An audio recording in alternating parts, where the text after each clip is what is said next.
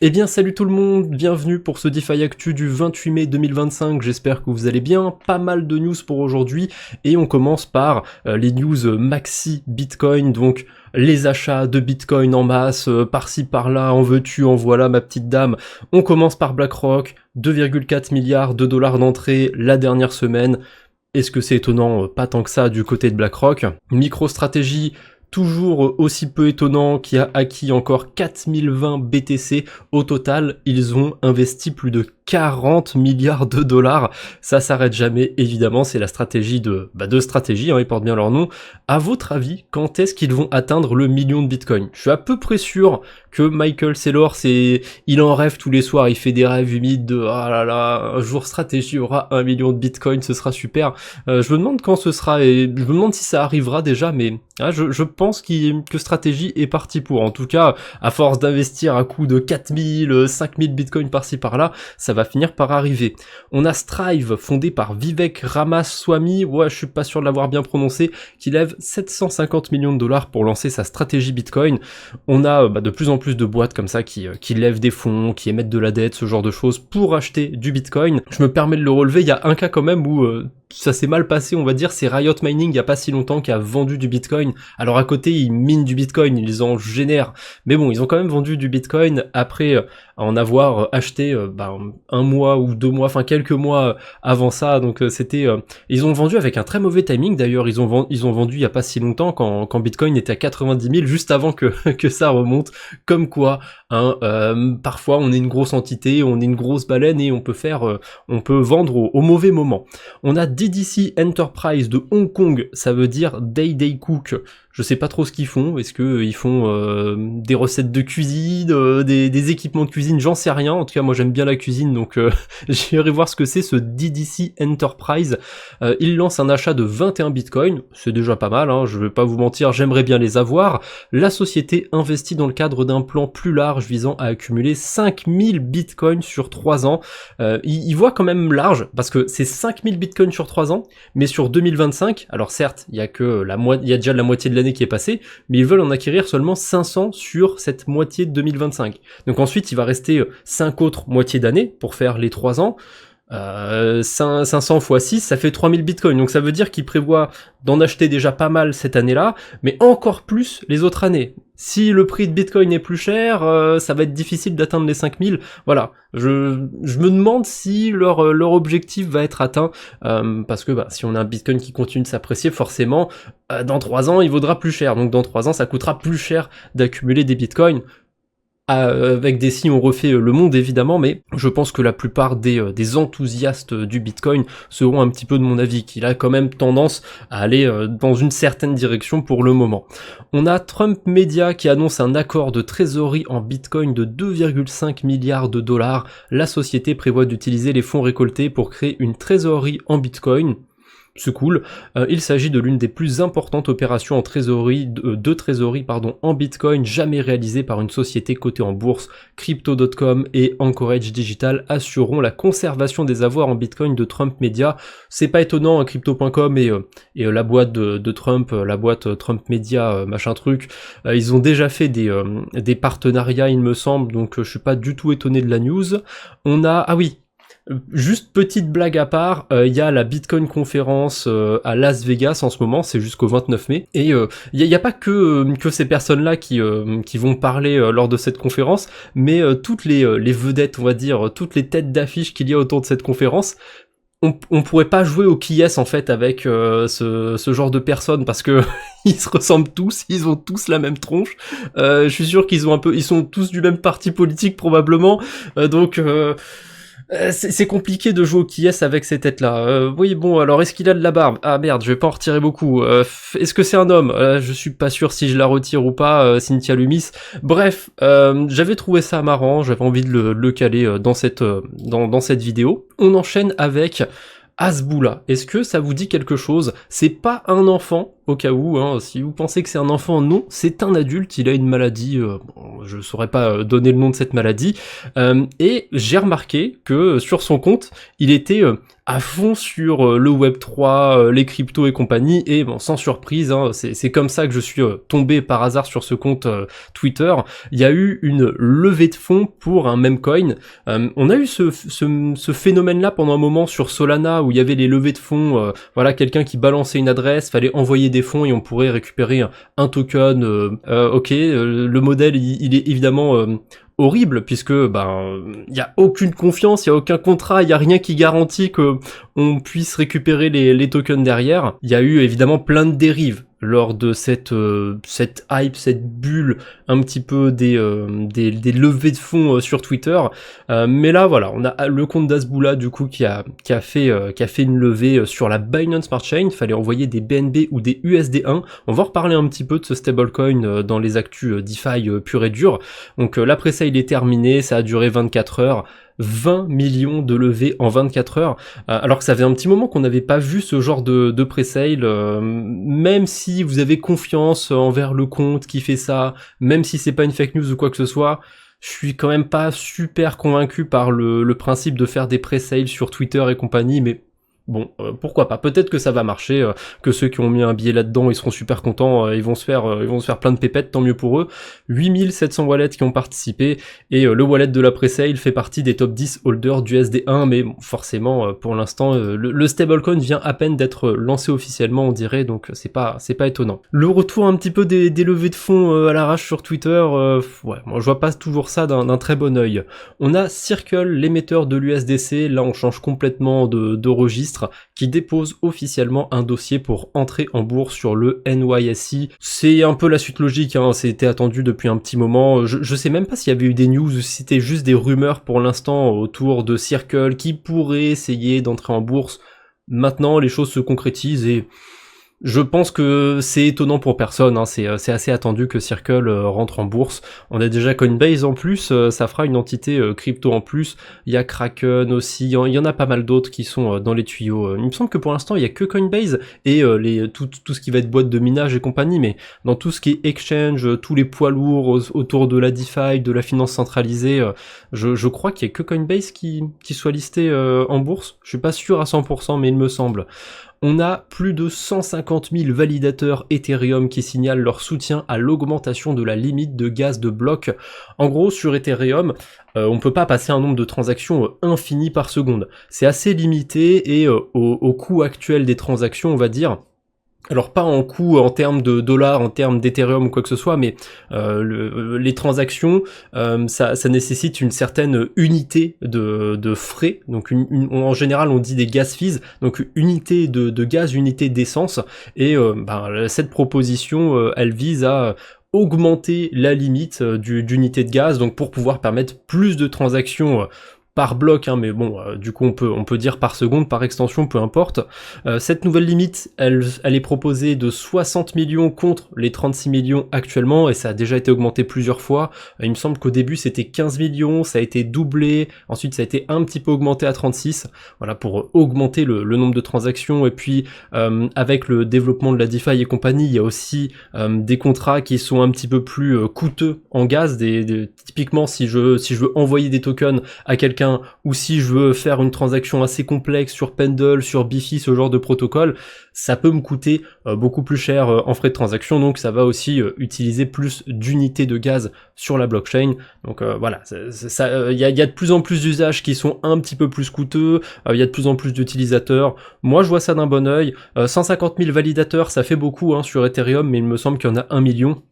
Donc c'est 15% à peu près, et il n'y a pas besoin de hard fork ou quoi que ce soit pour ce changement. En fait, dès qu'il y a plus de 50% des validateurs qui seront pour cette augmentation, on va dire, ce sera acté sur le réseau Ethereum. Je pense que ça va passer. Même si en ce moment, depuis qu'il y a eu la grosse hype des meme coins sur Solana, tout ce qui est très dégène, ça se passe sur Solana justement, ou sur d'autres écosystèmes, ça ne se passe plus trop sur Ethereum. Donc depuis plusieurs mois, ben même si des fois on a des pics de frais sur Ethereum, la plupart du temps ça reste relativement ok.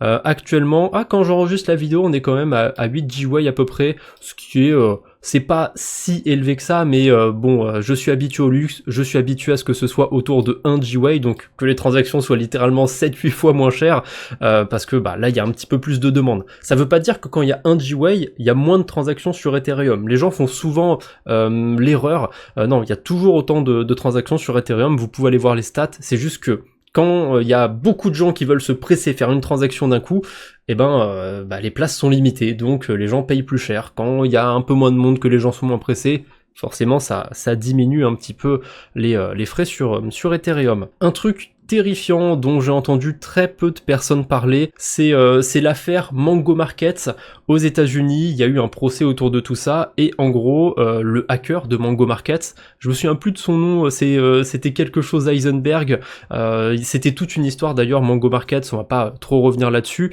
mais en gros il a gagné son procès, il a pas été reconnu coupable, et pour quelle raison il n'a pas été reconnu coupable? Tout simplement parce que il a juste utilisé le code du protocole. Il a exploité le code du protocole, mais c'était littéralement inscrit du coup dans les entrailles du protocole, la faille qu'il a exploitée. Donc il n'a pas rajouté quelque chose, vous voyez, il a utilisé les outils qu'il avait en sa possession, on va dire. C'est juste que, disons que Mango Markets n'était pas fait pour fonctionner comme ça, hein. Il avait drainé 150 millions de dollars, je me souviens plus exactement, mais c'était une somme assez folle. Et ce qui fait peur en fait avec cette victoire, c'est que comme c'est passé, ça peut être utilisé, ça peut faire jurisprudence pour d'autres hacks, et du coup légitimer, je sais pas si c'est le bon mot, mais vous avez compris l'idée. Du coup acquitter, le jargon judiciaire, je suis sûr que je dis plein de conneries depuis tout à l'heure, mais vous avez l'idée, ça pourrait être utilisé dans d'autres affaires. Et ça fait super peur. Voilà, donc dans quelle limite, sur quel continent ou quoi que ce soit, je saurais pas trop dire. Là, va falloir faire appel à un juriste. Mes compétences sont limitées. Déjà, les chatbots IA, ils disent plein de conneries, mais en dessous, il y a AZK qui est encore pire. Pas trop me faire confiance. Mais sur ça, je sais quand même, j'ai été creusé un petit peu.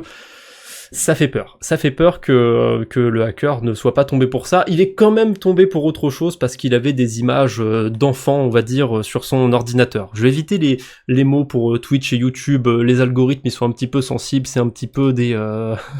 on va éviter de dire des mots justement qui pourraient être flag. On enchaîne avec les mauvaises nouvelles du jour, et on était déjà plus ou moins dedans, mais c'est pas grave, j'avais oublié de dire qu'on était dans les mauvaises nouvelles du jour juste avant. On a la police française qui déjoue un nouveau projet d'enlèvement lié à la crypto, une dizaine d'interpellations à Paris et Nantes ce matin, dont plusieurs mineurs, avec 2 des enlèvements récents au cœur de l'enquête. Et j'ai vu une news complémentaire à ça, l'un des commanditaires des récentes attaques et kidnappings visant des entrepreneurs du secteur crypto aurait été retrouvé au Maroc, âgé de 40 ans, l'homme serait impliqué dans l'organisation d'au moins 4 affaires de demande de rançon violente. Ce que je trouve fou dans toutes ces histoires, tout ce qu'on entend autour des PDG qui se font kidnapper, ou plutôt leurs proches qui se font kidnapper, c'est que généralement on a des commanditaires qui sont tranquilles, loin du terrain, on va dire, les stratèges en quelque sorte, et ils enrôlent des gamins dans ces affaires. Je trouve ça complètement horrible. Qu'est-ce que tu veux faire quand les commanditaires ils sont dans d'autres pays? Alors est-ce que c'est vrai? Est-ce que c'est bien lui? Peu importe. C'est à peu près sûr qu'il y a des gens qui sont impliqués dans ce genre d'affaires et qui y passeront sous les radars. Je trouve ça fou. Je veux pas dire que les mineurs qui sont dans ces histoires, ils sont fautifs. Si, ils sont fautifs justement. Je veux pas dire qu'il faut les protéger ou quoi que ce soit, mais je sais pas, ça devrait pas être aussi facile d'enrôler des gamins dans des affaires de kidnapping, ce genre de choses. C'est quand même assez problématique, mais bon, vous allez me dire, en Amérique du Sud, c'est pas forcément mieux, et je pense que vous aurez raison. On a le compte de Hyper Fondation qui a été hacké sur Twitter. Rien de très grave, ça arrive régulièrement les hacks sur Twitter.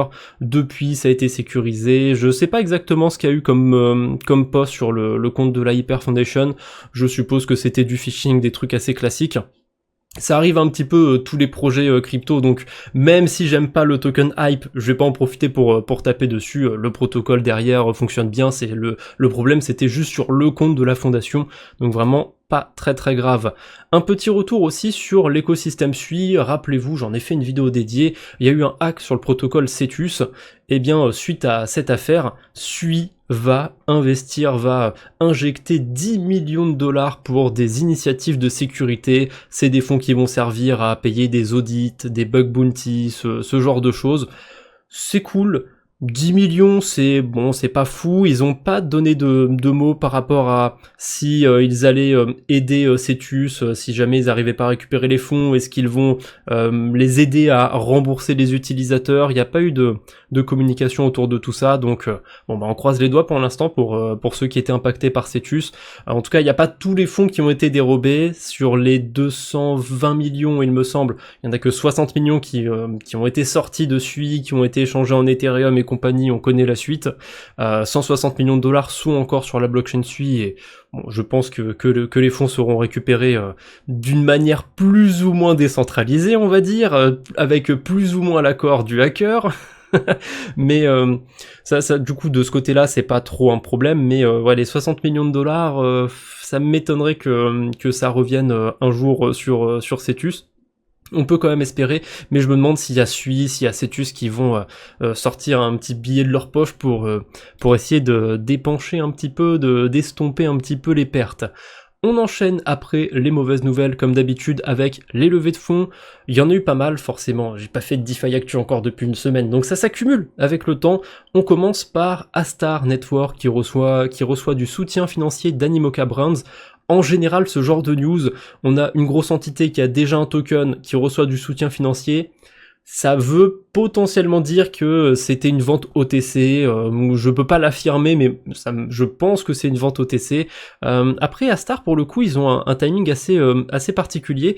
Il y a un programme qui s'appelle ACS sur la blockchain Sonium, et ce programme, il récompense les utilisateurs de l'écosystème Sonium en token Astar.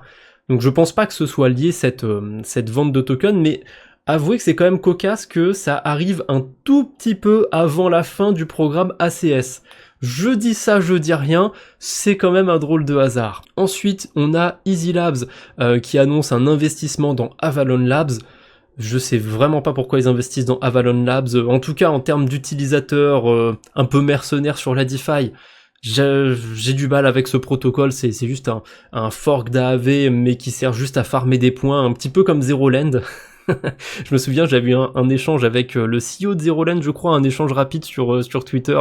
J'avais fait un post sous un de leurs posts, je leur avais fait un petit tacle du style Zeroland, c'est quoi à part un AAV avec des points, et il y a le CEO qui m'avait répondu en disant non, on construit, c'est pas un AAV avec des points. C'est ça. Easy Labs annonce un investissement dans Avalon Finance. Je pense que c'est une manière plus élégante de dire qu'ils ont vendu des tokens de gré à gré. Ensuite, on a Hyperdrive. De ce que j'ai vu, c'est un money market sur des stablecoins, donc ça me fait penser à un protocole de lending sur des stablecoins. Ça a pas l'air d'être encore sur mainnet, j'ai été voir le protocole, ça semble être sur testnet pour l'instant, ils ont levé 6 millions de dollars. À ma connaissance, il n'y a pas tant de projets sur Hyperliquid, sur l'écosystème d'Hyperliquid qui ont levé des fonds. Et tiens, qu'est-ce que vous en pensez les pros Hyperliquid, ceux qui sont à fond dans cet écosystème? Parce que l'argument phare des fanatiques d'Hyperliquid et du token hype, c'est que il n'y a pas de VC. Qu'est-ce que vous en pensez des projets de l'écosystème d'Hyperliquid qui arrivent et qui lèvent des fonds? Est-ce que c'est une bonne chose? Est-ce que vous allez les farmer quand même? Dites-moi ce que vous en pensez. Votre avis en particulier si vous êtes fanatique d'Hyperliquid, ça m'intéresse. Que vous soyez pour ou contre, hein, si vous avez des arguments, je suis quand même curieux de les lire. En tout cas, ils ont levé 6 millions de dollars. On a Roxom, une plateforme de trading basée sur Bitcoin. Alors, basée sur Bitcoin, je suppose que ça parle on peut échanger du Bitcoin dessus, je suppose que c'est pas sur l'écosystème Bitcoin. Et d'après leur description, je vois qu'on peut aussi trader des actions, des commodities, des ETF, des cryptos et du Bitcoin. Donc Bitcoin Base, mais il y a aussi des cryptos, je sais pas trop du coup ce que ça veut dire le Bitcoin Base d'ici. On a Plasma, une chain, alors c'est un petit peu curieux toujours de dire ça, mais c'est une chain EVM compatible, donc compatible avec l'Ethereum Virtual Machine, mais qui est autour de Bitcoin. C'est écrit Bitcoin Focused.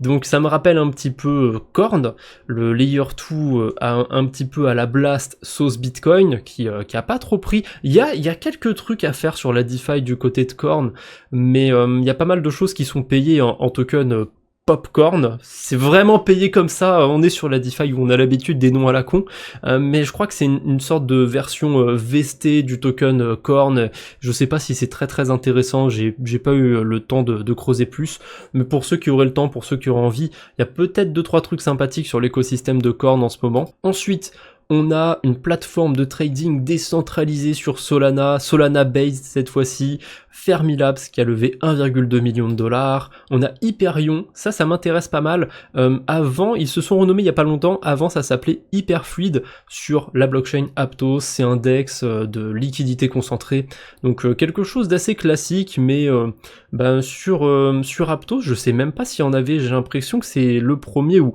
un des premiers en tout cas. Ah bah non, je suis con, il y en avait déjà des liquidités concentrées sur ça me revient pas, sur LiquidSwap, mais la DeFi sur Aptos c'est un peu curieux, il y a des protocoles qui sont là depuis le début, qui ont jamais trop pris. LiquidSwap c'est fait en plus par des pontes d'Aptos, hein, c'est fait par Pontem justement, et ça a jamais trop pris, c'est un DEX qui a assez peu de liquidité. Hyperion, il y a quelqu'un qui a dit sur Discord que Hyperion, il y avait Hayes derrière, Arthur Hayes, il est pas mal pro Aptos, il aime beaucoup cet écosystème, mais j'avoue qu'il est il a perdu en street crédibilité ces derniers mois avec toutes les affirmations qu'il disait sur le marché crypto et tout, il dit un peu tout et son contraire en plus quand ça l'arrange, on dirait un YouTuber qui fait des vidéos d'actu sur la DeFi, enfin c'est vraiment on en est là, on en est là, c'est à ce niveau-là. Ensuite, on a Mirage Protocol, un protocole de monnaie modulaire sur l'écosystème Move. De ce que j'ai compris et de ce que je vois sur l'écosystème, c'est un protocole de perpétuel, et il y aurait aussi une sorte de stablecoin. J'ai vu que voilà, on a le MUSD, donc ça me fait penser un petit peu au HLP d'Hyperliquid, ce genre de choses. Alors non, peut-être pas le HLP d'Hyperliquid, plutôt le GUSDC de Gains Network, de G-Trade, parce que le nom me rappelle plus celui de Gains Network en fait. J'ai pas d'autre argument. Pour l'instant, ça a l'air d'être que sur testnet pour Aptos, et c'est aussi sur la blockchain Movement. Là pour le coup ça a l'air d'être live, mais c'est la blockchain Movement, donc ok, il y a qu'un token qui est listé, il y a 0 volume, 0 open interest, donc bon, a priori je suis le premier utilisateur à avoir découvert ce protocole, nickel. Ils ont levé 1,6 million de dollars, pourquoi pas, hein, on sait jamais.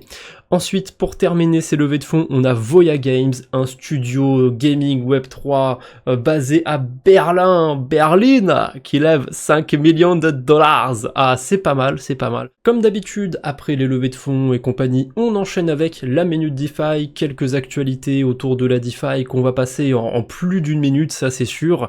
On commence par MetaMask. Ça y est, MetaMask est sur Solana. Je pense que il y a 2-3 ans, j'aurais pas cru que MetaMask se déploierait sur Solana un jour. Maintenant, je suis pas particulièrement étonné. Par contre, Rabi, je serais pas étonné si ça arrive, mais je m'attends pas à ce que ça arrive bientôt non plus, hein. Parce que le fait qu'ils aient voulu aller vers Solana au tout début, enfin pas Rabi mais D-Bank, et que ça s'est jamais fait, je sais, je radote, je le dis souvent, mais je sais pas, je pense qu'ils iront jamais sur Solana, ils sont EVM puristes on dirait chez Rabi. En parlant d'EVM, on a l'USD1 qui a été lancé initialement sur Ethereum et sur la Binance Smart Chain, et je suppose que ça arrivera sur d'autres écosystèmes, peut-être Solana, hein, qui sait. C'est le stablecoin de World Liberty Financial, et ça fait un moment qu'il a été créé, qu'il est déjà on-chain, mais il n'était pas encore utilisé, on va dire. Maintenant, a priori, on peut l'utiliser, il doit bien y avoir du farming à faire potentiellement avec ce stablecoin. J'irai jeter un œil, j'irai me renseigner un petit peu plus. Justement, on pouvait participer à la levée sur le même coin de Hasbulla dont j'ai parlé au début de la vidéo avec ce stablecoin. donc a priori c'est qu'on peut commencer à l'utiliser. Ce serait backé par BitGo. Pourquoi pas? Pourquoi pas? BitGo, ils avaient le WBTC, hein, je fais bien ma phrase au passé. Donc ils sont plutôt de confiance. On a Acros qui est disponible maintenant sur la Binance Smart Chain. Il me semblait que c'était déjà le cas, qu'ils étaient déjà là-bas, mais a priori non, vu qu'ils l'ont partagé sur Twitter, ok, pourquoi pas.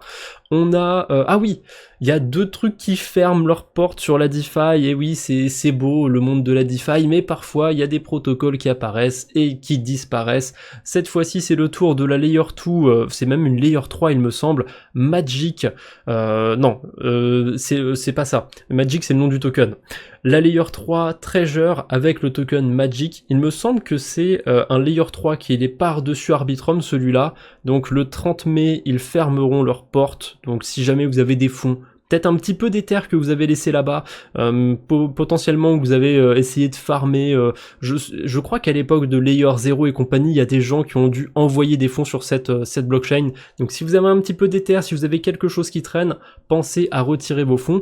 Je sais pas si Treasure c'est supporté par le wallet Rabi, merde, où est-ce que je vois les blockchains?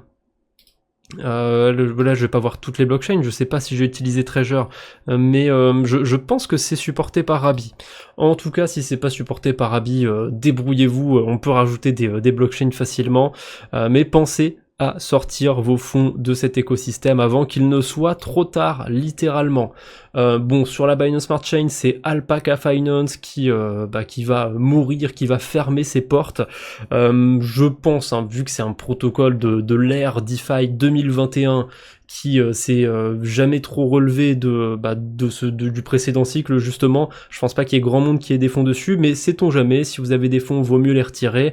Alors, techniquement, le protocole va toujours exister. Dans le cas de Treasure, là, c'est les validateurs qui vont être débranchés, tout ça, la blockchain sera vraiment plus utilisable, à moins qu'il y ait des gens assez fous pour faire tourner la blockchain, mais pour ce qui est d'Alpaca Finance, techniquement, il existera encore, il sera toujours utilisable, c'est juste que il y aura plus d'interface utilisateur, hein, c'est de ce côté-là que ça va être coupé, mais les smart contracts, c'est sur la blockchain, ça bouge pas. Alors peut-être que c'est des smart contracts qui peuvent être mis à jour sur le protocole et qui du coup vont être mis à jour de manière à ce que ce soit plus utilisable, mais je suis même pas sûr que ce soit possible que ce soit le cas chez Alpaca Finance. Donc en théorie, hein, tous les vieux protocoles de 2021 sur Polygon, sur Phantom, sur la Binance Smart Chain, enfin Phantom peut-être pas pour très longtemps, mais sur la Binance Smart Chain et Polygon en tout cas, même s'il n'y a plus les interfaces utilisateurs, c'est techniquement toujours utilisable. Je dis pas que c'est facilement utilisable, mais voilà, ça existe toujours tant que la blockchain est là, c'est pas vraiment mort.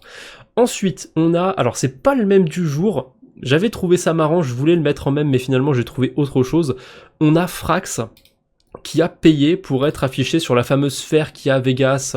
Il y avait le même coin WIF. Il me semble qu'il y a eu toute une histoire autour de WIF et qu'au final ils ont jamais été sur la sphère de Las Vegas, je m'en souviens plus. Mais voilà, Frax Finance qui a payé pour être affiché sur la sphère. Au début j'y croyais pas trop à la vidéo et ensuite j'ai vu des photos de gens de l'équipe de Frax Finance sous plusieurs angles et compagnie, donc... faudrait être motivé pour faire autant de fake, donc non, ça a bien l'air d'être vrai, ils ont bien payé pour ça. Je trouve ça fou. Surtout que c'est Frax Finance, quoi. Ils sont un petit peu... ils ont peut-être autre chose à faire avec leur pognon, faut croire que non. Et on a carrément Ledger aussi, qui sont affichés sur cette sphère. Et c'est très drôle ce qu'a dit Cold Card Wallet. Bon, c'est un petit peu un concurrent de Ledger, donc hop, on n'hésite pas à mettre un petit pic, mais moi j'aime bien ça, c'est marrant, c'est Coubertin. Et du coup, ils ont fait un petit post en disant que c'est à peu près à la taille de la fuite de données, parce que c'est vrai que sur Ledger, il y a eu une énorme fuite de données en 2020-2021, je m'en souviens plus, des milliers de contacts, d'adresses, de noms d'acheteurs de Ledger qui ont fuité. Ça la foutait mal, cette grosse fuite de données du côté de Ledger. On a un record historique sur 2 nouvelles métriques du côté d'Hyper EVM. Alors, record historique, bon, c'est pas non plus un écosystème qui est super vieux, et mine de rien, ça reste assez peu utilisé Hyper EVM. Plus de 300 000 transactions quotidiennes, plus de 18 000 adresses uniques actives quotidiennement, c'est ridicule. Alors, je dis pas que c'est nul non plus, ridicule c'est peut-être pas le bon terme, j'avoue, c'est juste faible par rapport à un Base, un Arbitrum. Optimism, je crois qu'en ce moment, ça doit pas être la joie, mais voilà, sur Base, il y a pas mal d'activités, sur Arbitrum aussi. Alors, c'est pas comparable, c'est des écosystèmes qui sont là depuis longtemps. Sur Base, il y a beaucoup d'activités de bots. Est-ce que ça finira par arriver sur HyperEVM? Je pense qu'il commence déjà à y avoir des bots, des entités qui font du multi-wallet, ce genre de choses pour farmer l'écosystème, mais c'est marrant, quand on regarde les stats, que ce soit de Hypercore, donc Hyperliquid, l'exchange, ou HyperEVM, la blockchain d'Hyperliquid, bah mine de rien, les données sont plutôt organiques. Donc c'est un bon point pour cet écosystème, mais le problème, c'est que comme à côté on a plein d'entités qui ont des stats pas ultra organiques, un Base typiquement, je suis à peu près sûr que le gros des transactions c'est du bot et compagnie, donc c'est pas des transactions organiques, mais le problème c'est que c'est un petit peu la norme de pas avoir des transactions super organiques, et du coup HyperEVM a l'air ridicule dans tout ça. Donc, j'en dis du bien pour une fois. Ouais, pour une fois, je suis content de voir les stats augmenter du côté d'HyperEVM. Peut-être que ça me fera dire que j'ai tort de pas m'y être trop intéressé à cet écosystème, de pas être all-in sur le token hype ou quoi que ce soit. D'ailleurs, en ce moment, tous les frais de transaction sur HyperEVM en token hype sont brûlés. C'est pas juste les frais en plus par rapport à l'EIP 1559, c'est vraiment tous les frais. Donc bonne nouvelle aussi pour le token hype, mais je suis quand même dubitatif sur le token. Pour ce qui est de l'écosystème, ça avance dans le bon sens.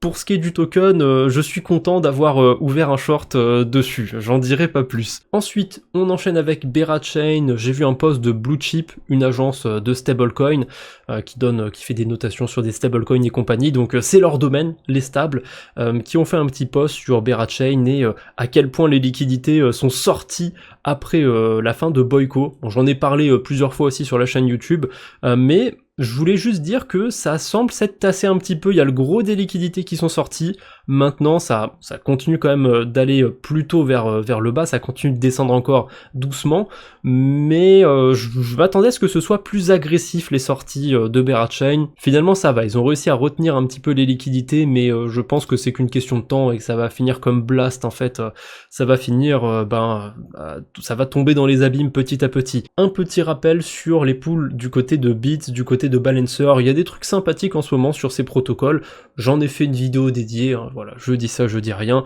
Pour ceux qui ont juste envie d'aller voir ce qu'il y a de sympathique, allez sur les protocoles, hein, Bits Finance, Balancer, vous trouverez facilement les pools de liquidité dont j'ai parlé en vidéo. On enchaîne avec un petit point airdrop, il y a quelques actualités autour des airdrops et on commence par deux airdrops qu'on peut réclamer. Alors, il y en a un, je triche un petit peu, je triche sur le fait que la vidéo sera uploadée le lendemain par rapport au moment où je l'enregistre. Donc, l'airdrop de Resolve, on peut le réclamer, mais il y a deux problèmes. Premier problème, c'est sur Ethereum, donc les frais sont un peu chers, mais on peut réclamer tout de suite. Comme je l'ai dit en commentaire sous le post de Cryptomage, on peut lancer la transaction et manuellement sur Rabbi, sur Metamask, mettre la transaction à 1 ou 2 Gwei, elle va pas passer tout de suite, tant qu'on n'a pas besoin de faire d'autres transactions sur Ethereum, qu'on n'est pas pressé, ça pose pas de problème. À tous les coups, dans la nuit, d'ici ce week-end, ça va forcément redescendre à 1 ou 2 Gwei, voilà, ça permet de passer automatiquement la transaction dès qu'il y a moins d'activité sur le réseau Ethereum. Vous embêtez pas trop si vous avez rien d'autre à faire évidemment sur votre portefeuille, parce que si vous avez une transaction en attente et que vous voulez en faire une autre, l'autre transaction ne va pas pouvoir passer, hein. La première transaction en attente, c'est entre guillemets la transaction prioritaire, donc si vous avez mis des frais très faibles, elle ne va pas passer, tant que les frais seront élevés sur Ethereum, mais voilà, je pense que ça va se tasser. Donc premier problème, c'est sur Ethereum, donc ceux qui ont farmé avec très peu de liquidité pendant très peu de temps, il y a de grandes chances que ce soit pas rentable. Au moment où j'ai vu la news, il n'y avait pas encore de prix sur le token Resolve, je sais pas s'il y en a déjà un, donc attendez éventuellement de voir le prix si vous avez peu de tokens Resolve, pour voir si c'est intéressant de les réclamer ou pas. Et deuxième problème, c'est la version stakée. On peut récupérer des ST Resolve, et il y a 2 semaines pour unstaker les tokens. Donc techniquement, pour l'instant, je sais pas s'il y a d'autres tokens qui ont été distribués à d'autres entités, mais sur l'airdrop, personne n'a récupéré ces tokens, vu qu'il y a forcément un délai de 2 semaines d'attente. Donc à partir de 2 semaines, d'ici 2 semaines, il y aura des gens qui commenceront à récupérer leurs tokens seulement. Autre airdrop qui tombe aujourd'hui au moment où la vidéo sortira, qui tombe le 28 mai, c'est l'airdrop de Sofon. Alors peut-être que ça vous dit rien, c'est sur l'écosystème ZK-Sync, et si vous avez eu de l'activité sur ZK-Sync après l'airdrop, peut-être que vous êtes éligible. Alors ce sera pas grand chose à mon avis. Je suis éligible de ce côté-là, parce que j'ai eu de l'activité sur ZK-Sync avec le wallet Degen de la chaîne YouTube.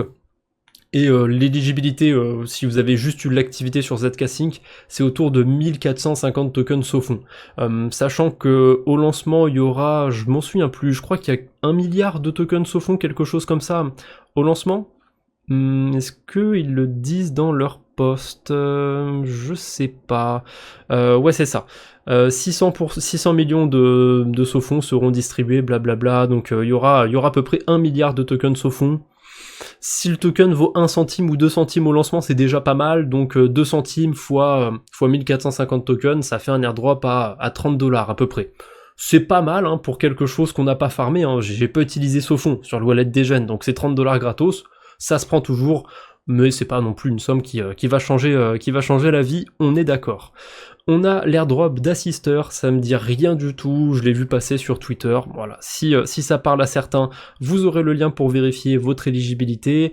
On a aussi l'airdrop de Huma, pareil, j'ai pas du tout farmé Huma, il y aura aussi le checker dans la description, et j'ai vu que Lagrange, ils avaient prévu un token LA. Pareil, je connais pas ce projet, j'ai vu passer la news, il me semble qu'ils sont autour de l'intelligence artificielle, je sais qu'il y en a que ça intéresse, donc peut-être que ça vous parle ce projet Lagrange, donc leur token arrive tôt ou tard. Pour terminer ce DeFi Actu, le même du jour, qui nous vient de Pendle. Je sais pas ce qui a pris au community manager de Pendle, mais ils se la sont donné. Ils se sont fait un petit Photoshop où ils ont repris l'interface d'un site d'hébergement de vidéos très connu. Ce n'est pas YouTube. Je vous donne un autre indice pour ceux qui écoutent. Dans le code couleur du site, il y a du blanc et du orange. Voilà, je pense que ça vous parle un petit peu plus. Et ils ont fait une parodie de ce site. Je trouve ça magnifique. Il y a tous les codes du site en plus. Enfin, c'est un ami qui m'a dit ça, hein, qu'on retrouvait un petit peu les mêmes éléments graphiques que sur le site d'origine. Hein. Évidemment, moi, j'en sais rien. Bref, j'ai trouvé la parodie excellente, avec la fausse pub, avec les catégories, tout ça. On peut trier aussi par durée. C'est magique, vraiment. J'aimerais qu'ils implémentent au moins le 1er avril. Bon, après, ça fait beaucoup de travail juste pour un poisson d'avril, mais ça pourrait être tellement drôle qu'ils fassent une interface comme ça sur le protocole. Moi, je dis banco. Là, je pense que je serai Pendle maximaliste. C'est le seul protocole de DeFi que j'utiliserai. C'est juste parce que c'est drôle. Voilà. Bref, j'espère que cette petite vidéo vous a plu. Voilà, j'ai plus grand chose à vous raconter pour aujourd'hui. On se retrouve bientôt, j'espère. D'ici là, portez-vous bien. Salut tout le monde!